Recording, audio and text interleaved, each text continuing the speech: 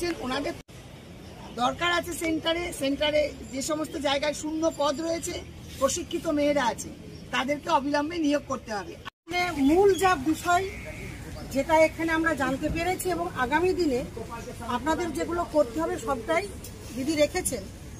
আমারও একটাই কথা, এটাই বক্তব্য, প্রথম দিন যেদিন এখানে আপনারা কয়েকজন এসেছিলেন সেই দিনের যে অত্যন্ত একটা অসহায়তা, কিংবা কোথায় যাব, কে আমার কথা শুনবে, কাকে আমি বলবো, আদৌ আমি শোনাতে পারবো কিনা, কিংবা আমার জন্য এই স্বাস্থ্য ভবন আমার জন্য আছে কিনা, সেদিনে আপনারা কিন্তু বুঝতে পারেন এটা ধোঁয়াশা এবং অনিশ্চয়তার মধ্যে ছিল। তারপরেও যতটুকু যা কথা হয়েছে সেই কথার মধ্য দিয়েও যে আপনাদের কোনো কথা এদের মধ্যে দাগ কাটবে কিনা, কিংবা আমরা আমাদের কথাটা ভালো করে শোনাতে পারবো কিনা, কিংবা আমাদের গ্রহণযোগ্যতা এদের কাছে কতটুকু আছে, সেগুলোও আপনাদের এই জায়গাটাও ঠিক এতটা মানে সেটাও একটা অনিশ্চয়তার মধ্যে ছিল।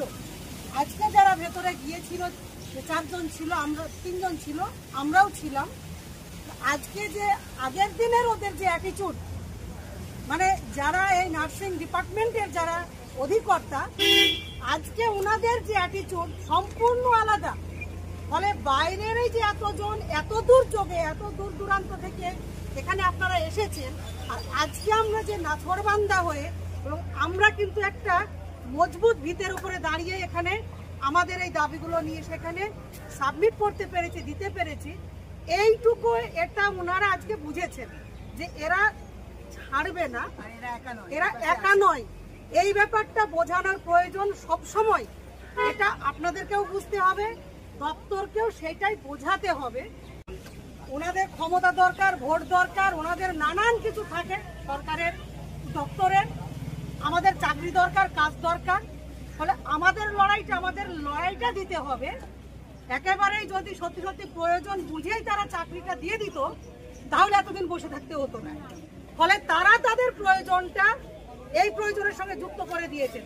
তারা কি বোঝেন তারা বুঝুন, কিন্তু আপনাদের এই কাজ ট্রেনিং করে বসে আছেন, এই কাজ সরকারকে দিতে হবে।